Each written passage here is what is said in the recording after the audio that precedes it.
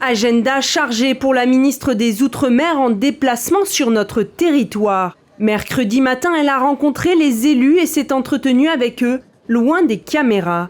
C'est ensuite dans la salle du Conseil territorial qu'une séance plénière a eu lieu. Après la prise de parole de Louis Mussington, la ministre a fait plusieurs annonces, notamment la demande de nomination d'un médiateur dans l'affaire Beauperthuis. La problématique de l'eau et la réhabilitation de l'usine d'eau potable ont fait partie des discussions. Air-Anti et l'attente du certificat de transporteur aérien a aussi été évoquée.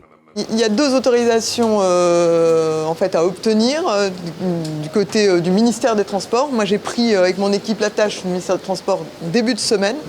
Là, c'est une question effectivement de jours pour obtenir cette autorisation d'exploitation qui permettra ensuite à l'appareil d'Air-Anti de pouvoir recommencer ses vols. Le gouvernement sera aux côtés du président Mussington pour accompagner au maximum de ses capacités, donc côté État, pour obtenir ces certificats, et puis également en faisant un peu de travail en appelant les opérateurs privés pour les mobiliser.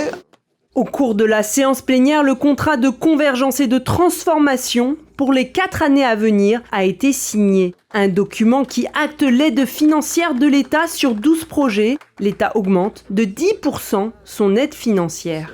Qu'est-ce que c'est? Un contrat d'investissement, d'accord, de 44 millions d'euros en ce qui concerne le gouvernement, 44 millions d'euros aux côtés de la collectivité de Saint-Martin pour financer des projets d'infrastructure extrêmement important pour la vie des habitants. Je pense par exemple à l'extension et la réhabilitation du collège, également le stade, la médiathèque, des projets de patrimoine et puis aussi l'entretien du réseau d'eau ou de la fibre. Donc des projets que nous souhaitons financer, que nous souhaitons soutenir pour améliorer le quotidien des habitants de Saint-Martin.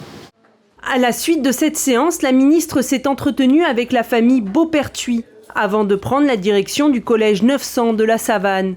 Ce futur établissement scolaire est en partie financé par l'État.